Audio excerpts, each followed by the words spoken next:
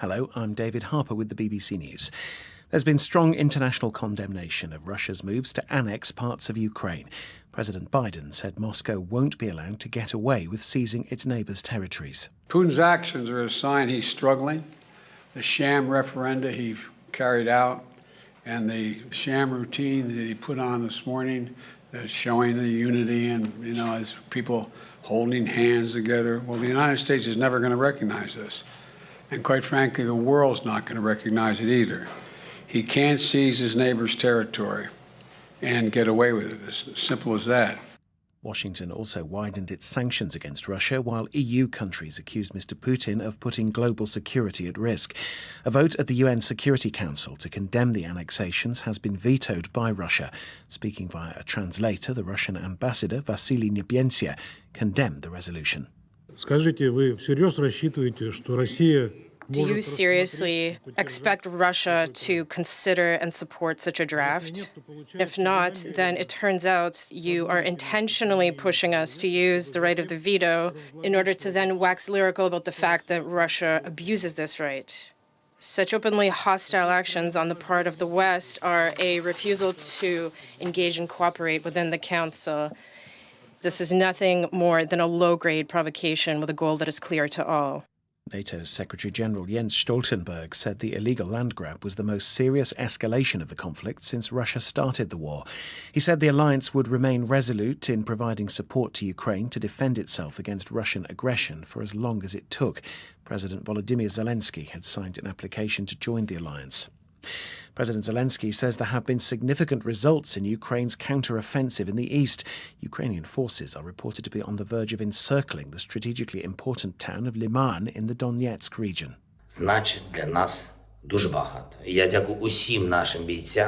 These are steps that mean a lot to us, and I thank all our fighters for achieving this element of our defence plan. This is very important.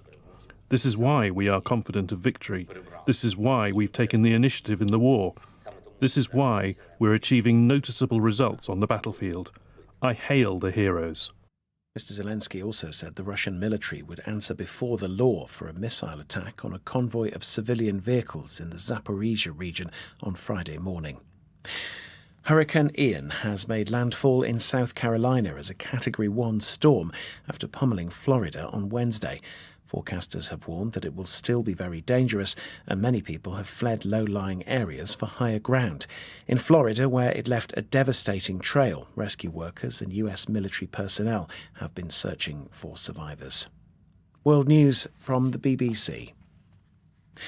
Disaffected soldiers in Burkina Faso say they've carried out the second coup there this year. A statement read out on national television said a Burkinabe army captain, Ibrahim Traoré, had deposed the military ruler Paul-Henri Damiba and dissolved the government and constitution. It said the West African country's borders were shut and an overnight curfew was enforced. Lieutenant Colonel Damiba had promised to end an Islamist insurgency, but attacks had increased. On the 14th day of anti-government protests in Iran, the governor of Sistan-Baluchistan province said 19 people were killed in a gun battle with security forces at a police station in the city of Zahedan. State television said the local Revolutionary Guard's intelligence chief had died in the clash.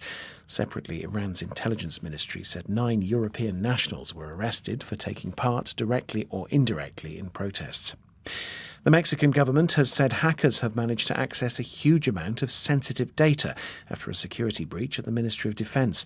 President Andrés Manuel López Obrador said the hackers exploited flaws in the department's IT system. Here's Leonardo Rocha. The files obtained by the hackers include information about criminal figures, details of surveillance on the US ambassador to Mexico, and classified military data. The hackers revealed that President López Obrador, who suffers from angina, was admitted to hospital in January as doctors feared he could have a new heart attack.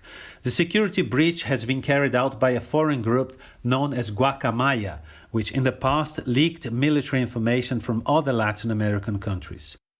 The British singer Phil Collins and 2 of his bandmates from the rock group Genesis have sold the rights to their music in a deal reportedly worth $300 million. The purchase by Concord Music includes the solo output of Collins, Mike Rutherford and Tony Banks, but it doesn't include the former Genesis members Peter Gabriel and Steve Hackett.